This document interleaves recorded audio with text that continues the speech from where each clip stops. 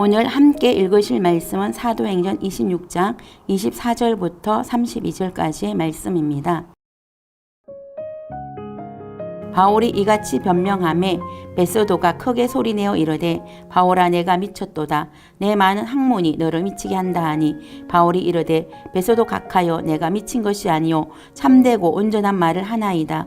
왕께서는 이 일을 아시기로 내가 왕께 담대히 말하노니 이 일에 하나라도 아시지 못함이 없는 줄 믿나이다. 이 일은 한쪽 구석에서 행한 것이 아니니이다. 아그리빠 왕이여 선지자를 믿으시나이까 믿으시는 줄 아나이다. 아그리빠가 바울에게 이르되 내가 적은 말로 나를 권하여 그리스도인이 되게 하려 하는도다. 바울이 이르되 말이 적으나 많으나 당신뿐만 아니라 오늘 내 말을 듣는 모든 사람도 다 이렇게 결박된 것 외에는 나와 같이 되기를 하나님께 원하나이다 하니라. 왕과 총독과 버니게와 그 함께 앉은 사람들이 다 일어나서 물러가 서로 말하되 이 사람은 사형이나 결박을 당할 만한 행위가 없다 하더라. 이에 아그리빠가 베소도에게 이르되 이 사람이 만일 가이사에게 상소하지 아니하였더라면 석방될 수 있을 뻔하였다 하니라. 아멘.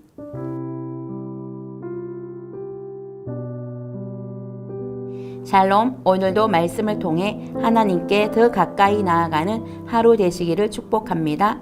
저는 오늘 본문 말씀을 통해 복음에 미친 바울이라는 제목으로 말씀을 묵상해 보기 원합니다.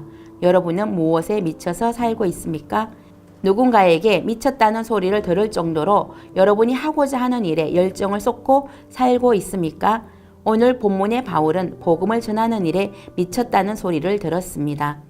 바울은 베소도 총독과 아그리빠 왕 앞에서 재판을 받는 중에 예수님이 죽었다가 다시 살아나셨다고 예수님의 부활을 증거했습니다. 또한 자신이 회심하기까지의 상황을 상세히 설명했습니다. 이 말을 들은 베소도는 크게 소리 지르며 바울아 내가 미쳤도다. 내 많은 학문이 너를 미치게 한다고 소리쳤습니다. 베소도가 아는 바울은 헬라 학문에 정통했고 가말리엘의 문화생이었기에 그의 학문이 그를 미치게 만들었다고 말했습니다. 하지만 바울은 자신이 미친 것이 아니라 지극히 참되고 온전한 말을 한다고 대답했습니다. 바울에게 있어서 예수 그리스도의 죽음과 부활은 부정할 수 없는 진리이며 너무나 상식적인 말이었습니다. 하지만 베소도는 이 사실을 받아들일 수 없었습니다. 그리하여 바울이 미쳤다고 결론을 내렸습니다. 바울은 여기서 멈추지 않고 이제 아그리빠 왕에게 복음을 전하기 시작합니다. 내가 왕께 담대히 말하노니 이 일에 하나라도 아시지 못함이 없는 줄 믿나이다. 이 일은 한쪽 구성에서 행한 것이 아닙니다. 왕이시여 선지자를 믿으시나이까 믿으시는 줄 아나이다. 바울은 복음을 전하는 일에 거침이 없었습니다.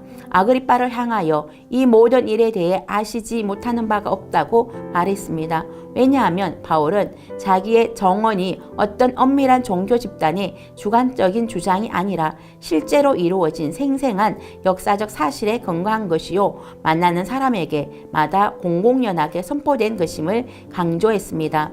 예수님의 삶이 공개적인 것이었고 그분의 죽음 또한 여러 정인들에 의해 목도되었고 예수님의 부활 역시 빈 무덤이라는 객관적 증거와 현현 체험자들에 의해 뒷받침되었던 것처럼 제자들의 복음 선포도 공개적으로 행해졌기 때문입니다.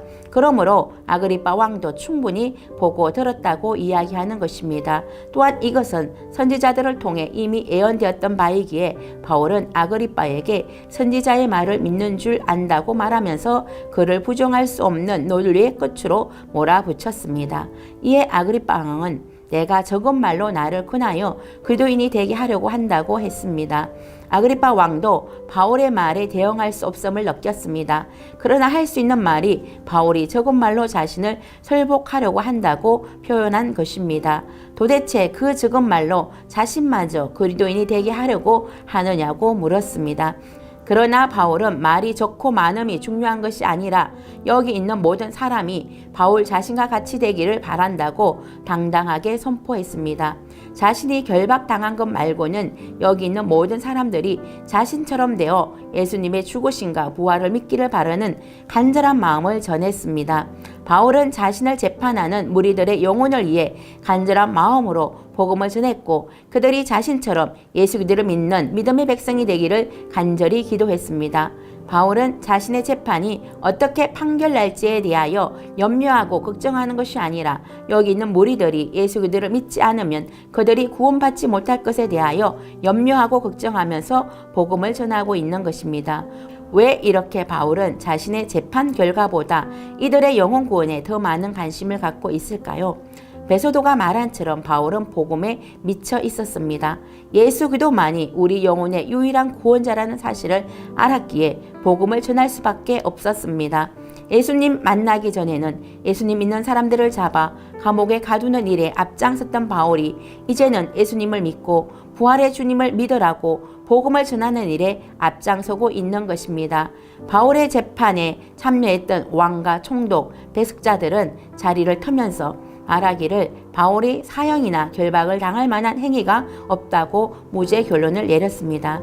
만약 바울이 로마 황제에게 상소하지 않았더라면 석방될 수도 있었겠다고 아그리빠가 베소도에게 말했습니다. 바울은 이 사실을 몰랐을까요? 바울은 처음부터 이 사실을 알았습니다. 그렇다면 왜 로마 황제에게 상소를 하여 이를 이렇게 어렵게 만들었을까요? 그것은 바로 주님이 주신 사명 때문입니다. 바울은 로마에서도 이처럼 담대하게 복음을 전하는 사명을 감당하기 위해 로마 황제에게 상소하는 놀라운 방식으로 로마에 가서 복음을 전하기 위해 고난을 자처한 것입니다. 바울은 이처럼 어떠한 방법을 통해서든 복음을 전하기 위해 복음에 미친 삶을 살았습니다. 저와 여러분은 어떤 삶을 살고 있습니까? 무엇에 미쳐 있습니까? 재판 결과에 따라 생사가 왔다 갔다 하는 재판장에서까지도 복음을 전하기 위해 복음에 미쳐 있는 바울처럼 저와 여러분도 예수 그리스도의 죽으심과 부활을 전하기 위해 복음에 미쳐 있는 삶을 살 수 있기를 소망합니다. 예수 그리스도만이 우리의 유일한 길이요 생명임을 전할 수 있기를 바랍니다. 예수 그리스도만이 우리의 영혼을 구원하고 영원한 생명과 부활을 주시는 분임을 전할 수 있기를 축복합니다.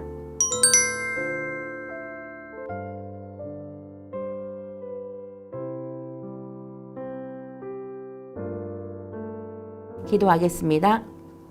바울이 복음에 미쳐서 재판장에서조차도 복음을 전하고 예수 그리스도의 죽으심과 부활을 증거한 것처럼 우리도 복음을 전하기에 힘쓰는 대학 청년부 모든 지체들이 되게 하여 주시옵소서. 예수님의 이름으로 기도드립니다. 아멘.